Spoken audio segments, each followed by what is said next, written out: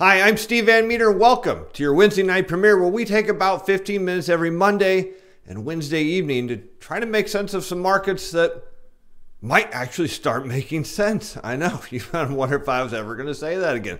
All right, so tonight's update is going to be longer than 15 minutes. There's two good reasons. One, Friday, for those of you who watch my videos on a periodic basis and at least happen to catch Fridays, notice there's no sound, and I'm going to check right now and double check, and there the microphone is working.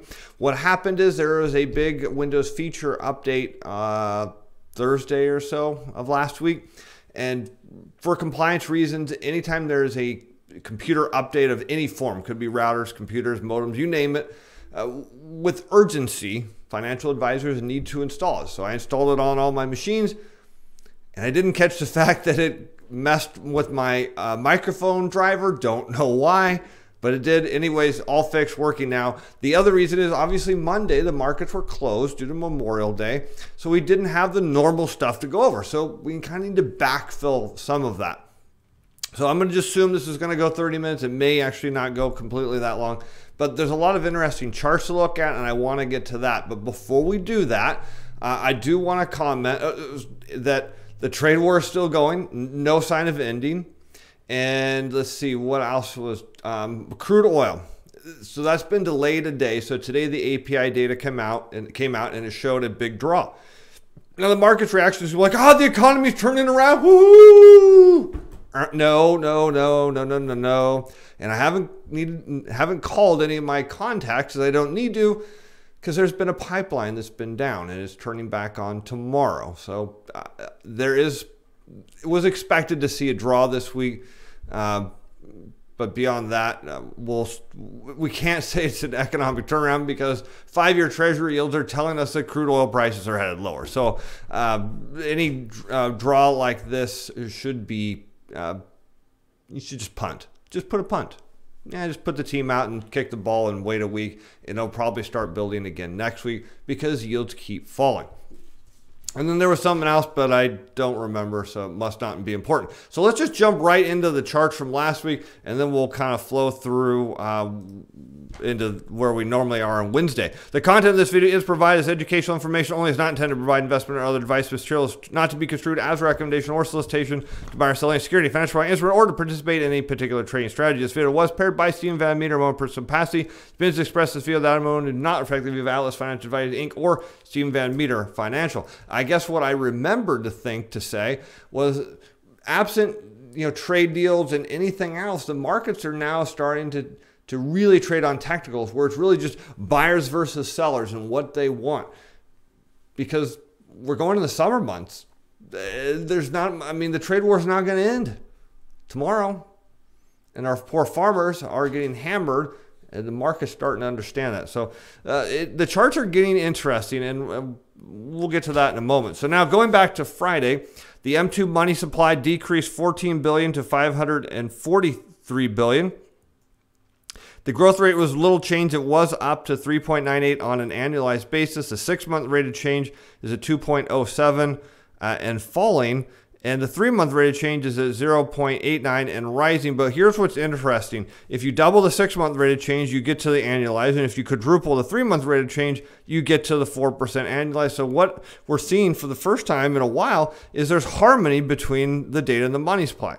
Now, we do know for a fact that the M2 money supply is equal to GDP times the velocity of money. The velocity of money is rolling over and headed lower, and growth is projected down. So that's telling us that the money supply is also going to continue to fall.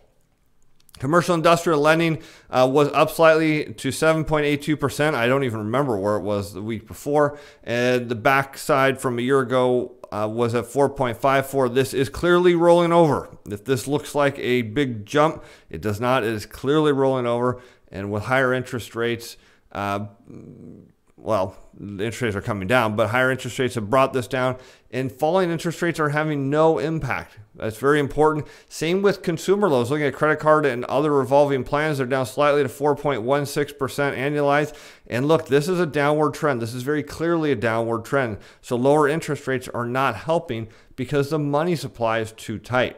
The Federal Reserve decreased their balance sheet by $4 billion for the week, and that puts them at $32 billion for May. We'll get the update from this week, and I saw today in the auctions there was another $3 billion, so it should be right around $35 billion is what they're unwinding every month, and that will end as of October 1, so that will stop the first day of October.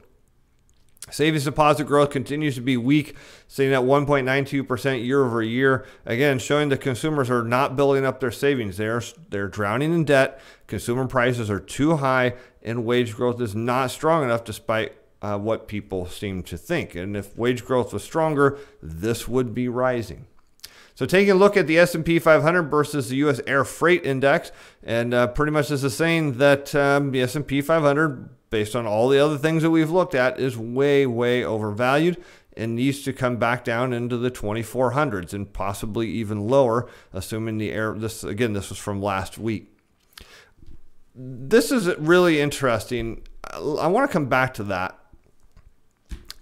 in a moment. So this is the U.S. trade-weighted broad dollar index versus U.S. durable goods new orders. And so durable goods orders are headed lower, and that's saying the dollar's headed lower. And guess what? That is spot on with our thesis. Now you'll see this other slide in a moment. I'll come back to it. Copper, much like lumber and crude oil, is saying that stocks are too high. That all of these commodities are headed lower, stock prices need to head lower.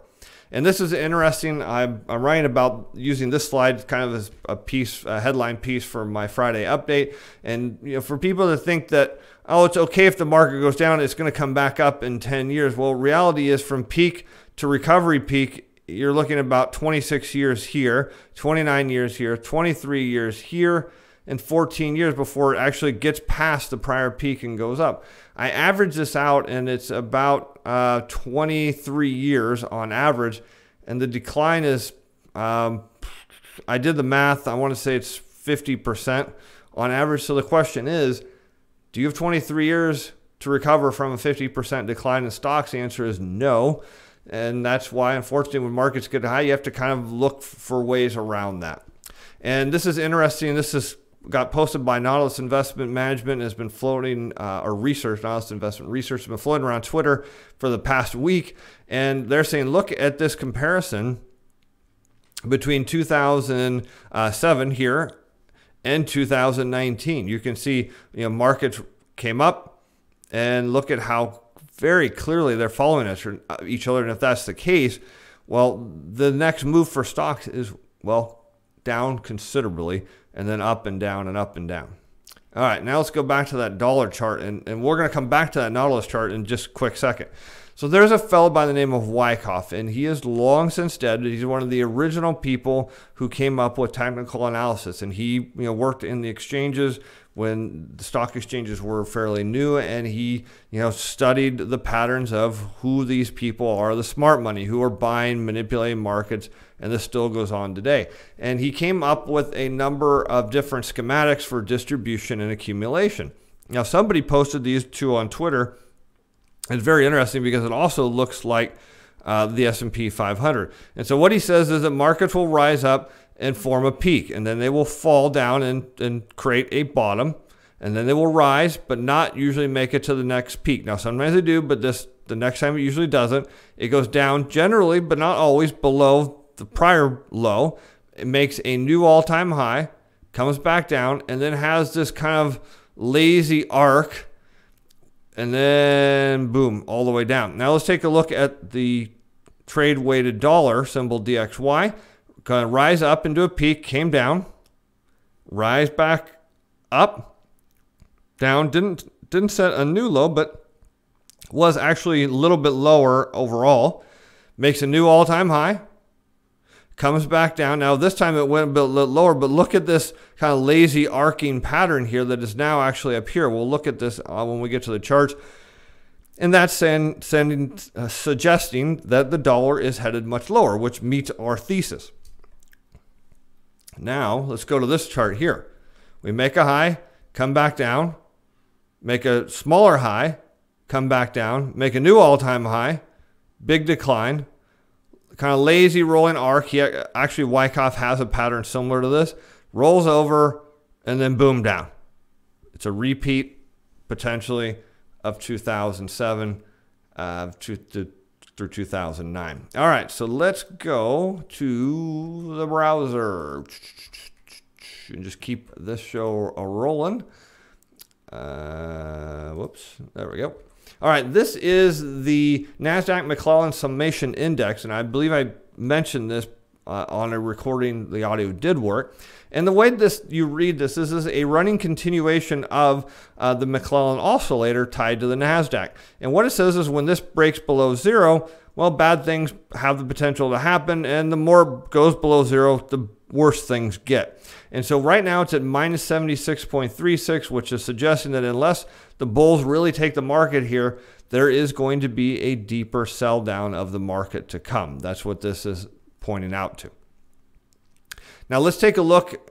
Let's do the hedge funds positioning, the smart money, or dumb money. Actually, this is the dumb money positioning.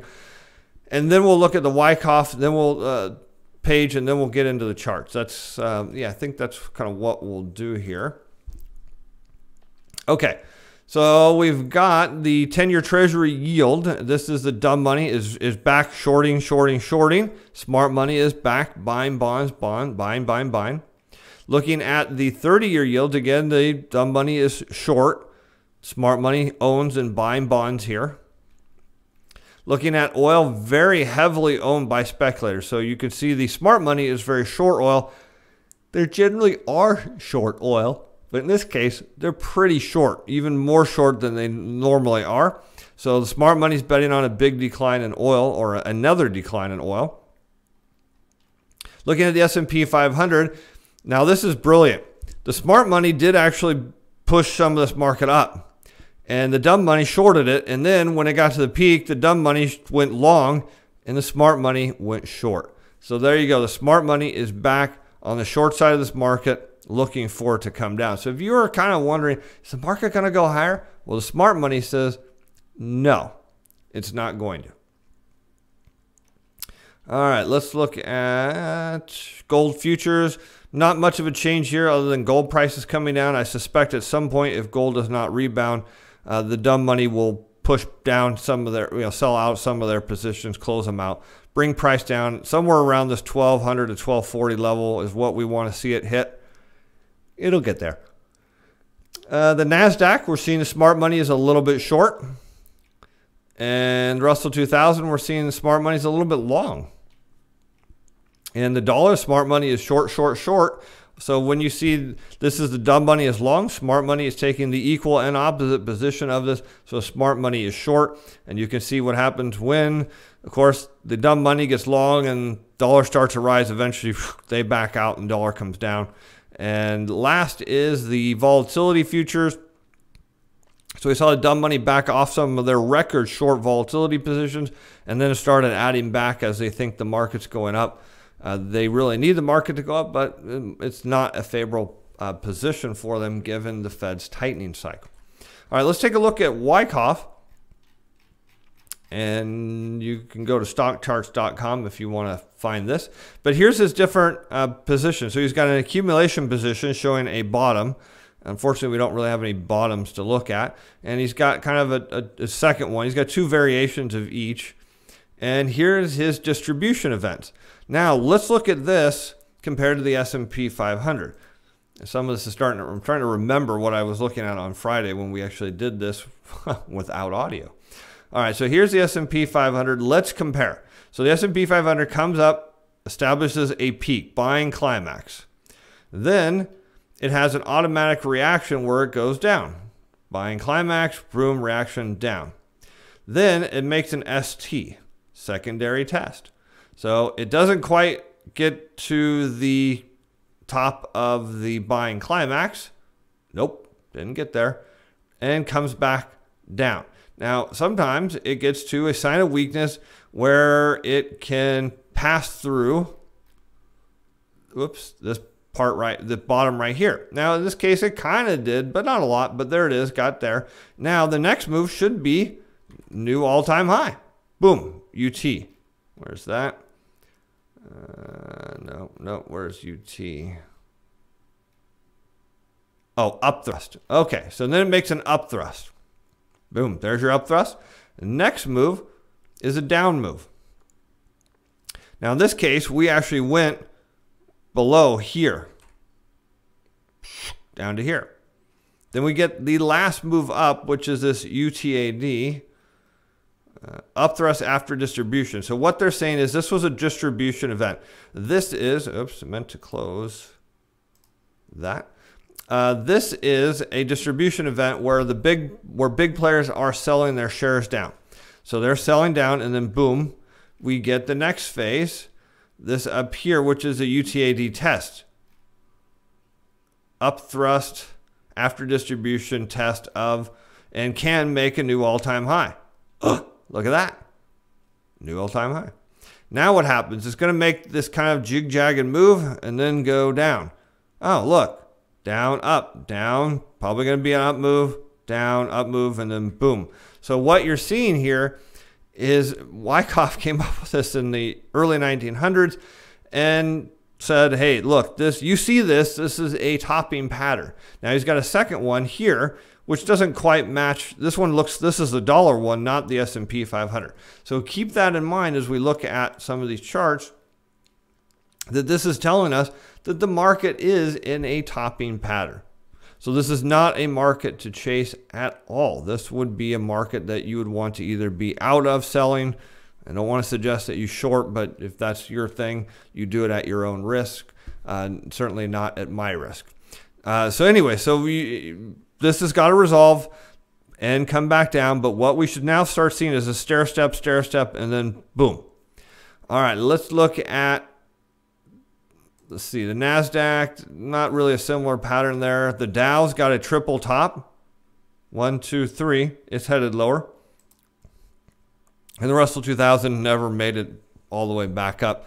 It's headed lower. And small caps do predict where large caps are going. So if we go on here and say, bingo, there is your S&P 500 chart against the Russell 2000, which says S&P 500 needs to go lower.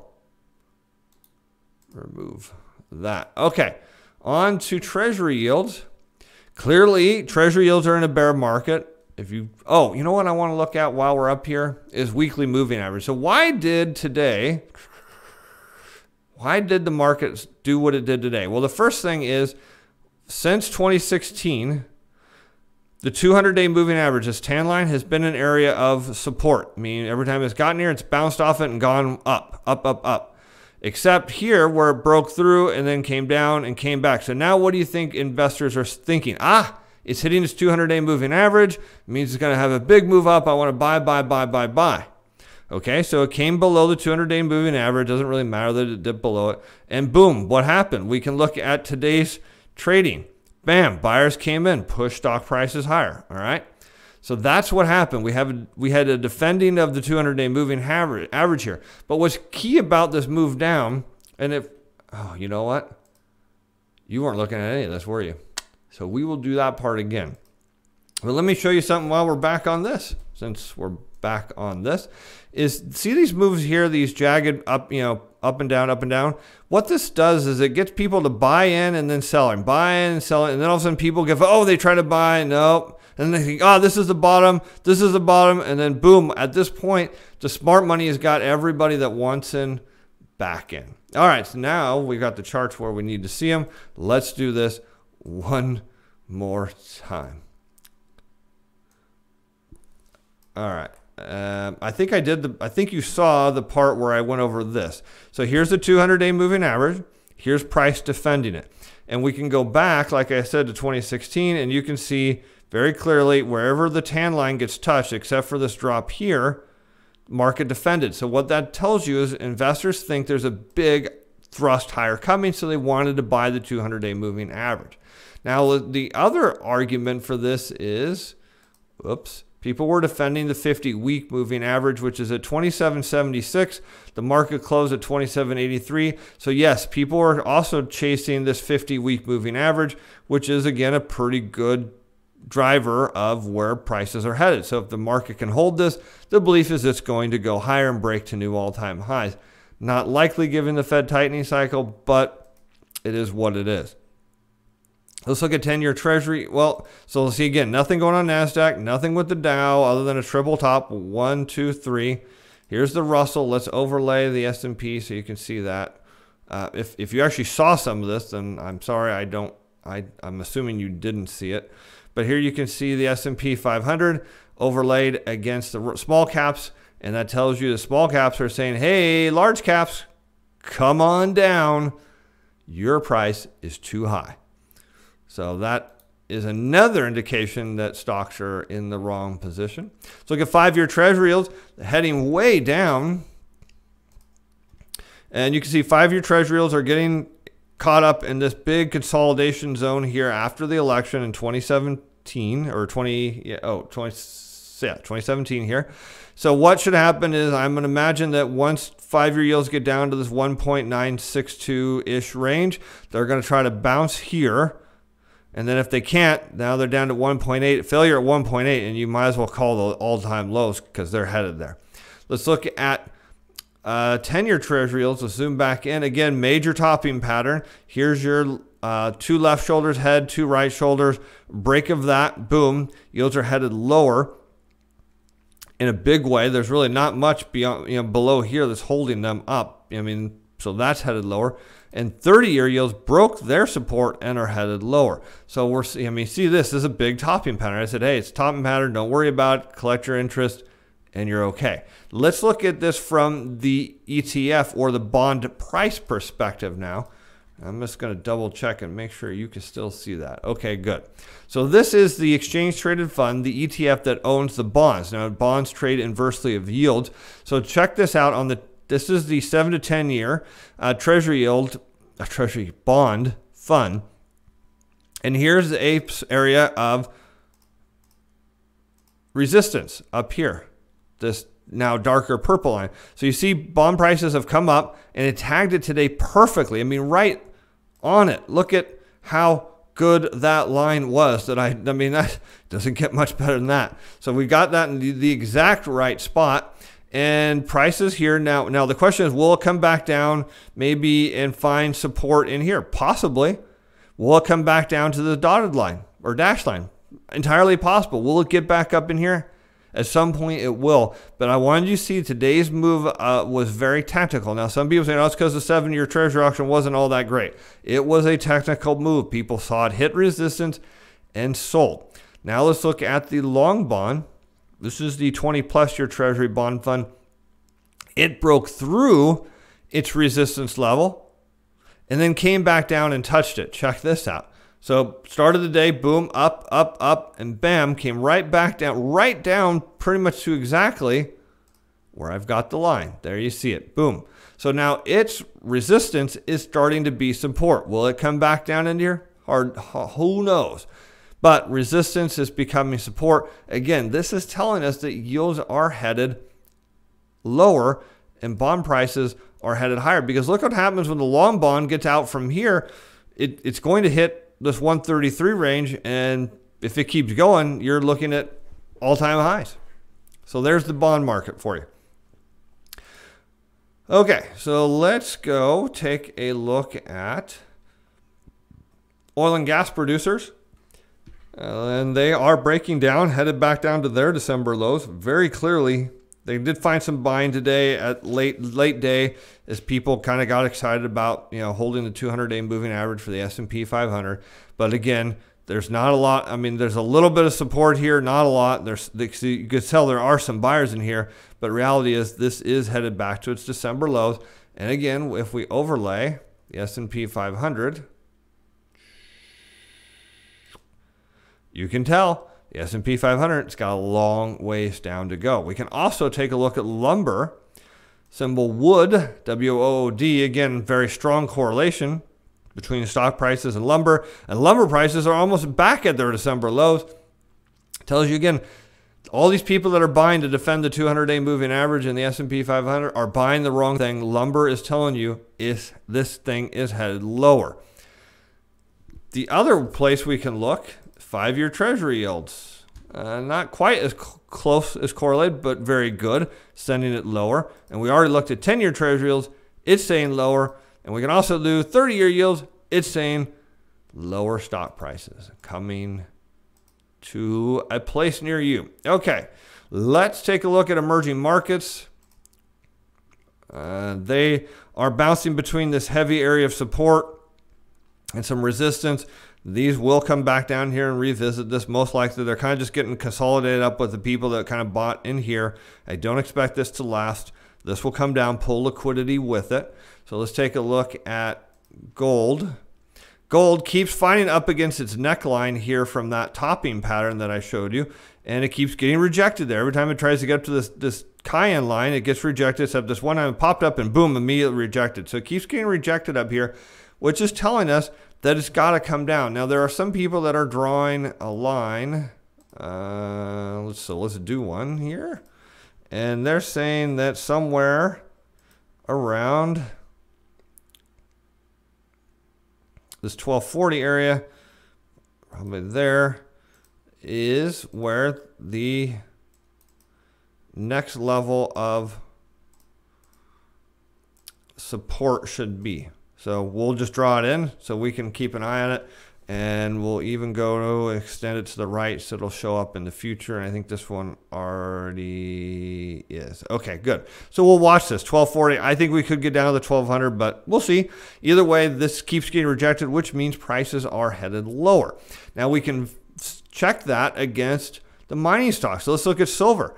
And silver is continuing to head lower. We have to actually zoom silver's chart out because it is looking to head back down to its December or its 2015 and 2016 lows. So it's going to looking like it's coming back down here, which is excellent because it should bring with it gold mining stocks. Now, gold miners are in this wedge pattern. They're consolidating, and it should come down to in here between this $18 and $19 range, maybe lower, but it should get there.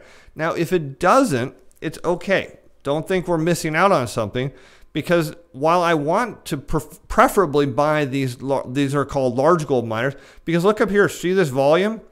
This is trades 24 million shares today, and that's not as much as it normally trades. So it trades tens of millions of shares a day. But there's something called the junior miners, and these are small mining companies, and these are going to get, a lot of these are going to get bought by the large miners.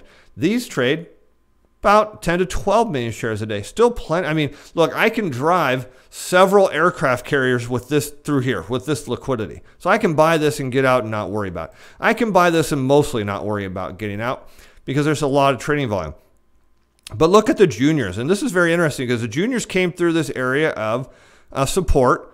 It found support, tried to rally, didn't, came down here, tried to rally, couldn't, and now sitting underneath support. And what it's doing is it's trying to see if it can get back into support, and it's not, and support then turns into resistance. And when support turns into resistance, guess what happens to price? It falls. So that means the junior miners are headed back to form a potential triple bottom back to their September 18 lows, which is really cool. Now, if we zoom out on the silver miners or the junior miners, they could go a lot lower. Maybe they'll get down here with like the silvers are showing. I'm not sure. They may or they may not. But if they stop here, that's still an excellent point to buy because it should match emerging market stocks hitting this shaded band right here. If we get both, I don't have to be in the large miners because I can buy the junior miners. There's no problem with that. As long as I do some hedging on the downside, we're A-okay. So I just wanted you to see that this pattern here also looks good, but it's breaking down, suggesting that the large mining stocks are coming with it. Now, sticking with something that we should have been looking at for a while, let's look at the weekly moving averages, and let's zoom this up. Now, this is the 50-week moving average in this dark green line. And look how prices have mostly stayed underneath it. I'm using my mouse to draw it so you can see it. What that's saying is rallies begin when it crosses up the 50-week. See how it's crossed up here? And we can go back in time and see rallies cross the 50-week and then go. Well, it's sitting right under its 50-week, so it's suggesting it's got to come, there's going to be more downside move here before it reverses direction and heads higher. So that's what we can see with the longer term moving averages. All right, what else did I want to look at? The ags. Now the ags are getting some really good press. but it doesn't mean that people are still bearish. People are trenched in their positions. They don't want to get out of them. So today it looked like it was going to break over its 100-day moving average. It didn't. It came back, and then it sold down toward the end of the day. But it's had this nice rally up here. The really big move for the ags is going to getting over the $16.87 range. And with all the crop damage and the poor planting conditions, and we're behind on planting to begin with, and this should be headed higher. Why people are shorting here? Because they're trenched into these positions right here. So they're shorting because they shorted here and made money. So they're going to short here and try to do it again. If the bulls can keep pushing higher, they will pull these people that are short out. And that's why you see these big jumps, because that's people getting flushed out of their short positions. And you're seeing the volume's not huge, but it's starting to pick up a little bit. So what we'd like to see is at first break this level and then get up over 17. And then you've got a lot of room to run, because you'll have flushed out all of these people that are short here. And at that point, then you're looking at moving up to this structure here. So good sign initially. We'll see where this goes, but the weather conditions are extremely, extremely favorable here. All right, well, I said this was going to go about 30 minutes, and it did. How about that with 31 minutes? So I appreciate you taking the time to watch, and we'll be back with you Friday for our weekly economic update. I'm Steve Van Metre. Bye now.